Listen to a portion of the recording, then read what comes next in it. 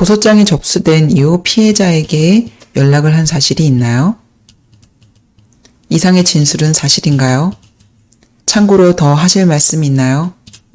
이상으로 수사를 마치겠습니다.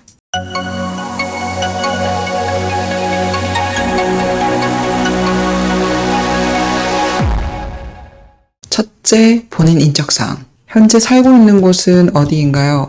가족관계가 어떻게 되세요? 현재 다 같이 생활하고 있나요? 키, 몸무게, 혈액형이 어떻게 되세요? 최종 학력은요? 직업은 무엇인가요? 평소 건강 상태는 어때요? 이런 개인 인적사항에 대한 답변에 주의해야 할 부분은 주량입니다. 사건이 어떤 내용인지에 따라 준비 내용이 다를 텐데요.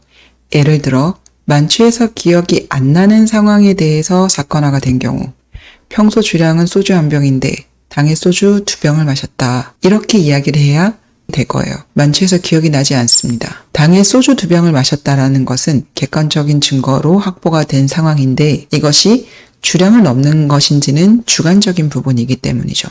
평소 주량에 대해 깊은 생각 없이 소주 2병 정도입니다 라고 답했다가 당일 2병 마신 것으로 보이는데 만취한 건 맞나요? 라는 질문에 제가 잘못 대답을 했습니다 라고 하면 이때부터 답변이 꼬이게 되죠. 나는 취하지 않았고 그날 일을 분명히 기억하고 있습니다. 이렇게 답변을 해야 하는 상황인 경우에는 당일 음주량이 1인 소주 2병으로 확인이 되는데 본인의 주량이 얼마인지 물었을 때 소주 1병이라고 말씀하지 않았나요? 그러면 주량 이상으로 음주해서 만취한 상태였던 것 아닌가요? 라는 물음에 답변이 꼬일 수 있게 되는 겁니다. 그래서 문제가 된 사건에서 본인의 음주량 정도는 미리 확인을 하고 평소의 주량에 대해서도 답변을 어떻게 할 건지 정리할 필요가 있어요.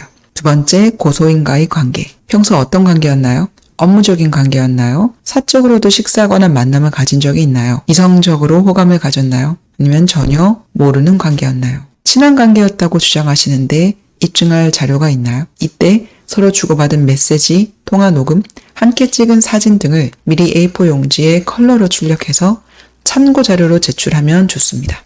세 번째, 사건 장소에서의 사실관계. 어떤 내용으로 고소를 했는지 미리 파악이 된 상태이기 때문에 그 내용에 대해서 나의 기억 사실을 진술하시면 돼요. 이때 본인의 기억을 가능한 자세히 복원하는 것이 필요해요. 조사 당일 기억을 떠올리는 것이 아니라 사전에 꼭 정리를 해서 와야 됩니다. 그 진술 내용을 토대로 영화까지 찍을 수 있을 정도로 자세하게 묘사하는 게 좋습니다.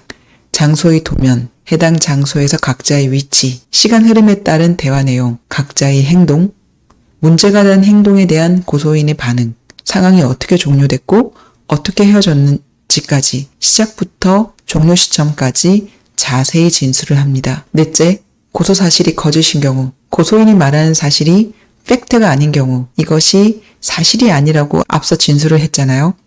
그러면 마지막으로 묻는 전형적인 질문이 있어요. 선생님께서는 고소인이 말하는 이것이 사실이 아니라고 말씀하시는데 그렇다면 고소인이 선생님을 허위로 고소할 동기가 있을까요? 짐작가는 부분이 있다면 정리해서 말씀해 주시는 것이 좋습니다. 수사관의 입장에서도 피해자와 피의자의 말이 전혀 다른 경우 피해자가 사실과 다르게 말할 이유가 납득이 간다면 그런 의혹의 시선으로 고소인에 대해 2차 조사를 할 수도 있습니다.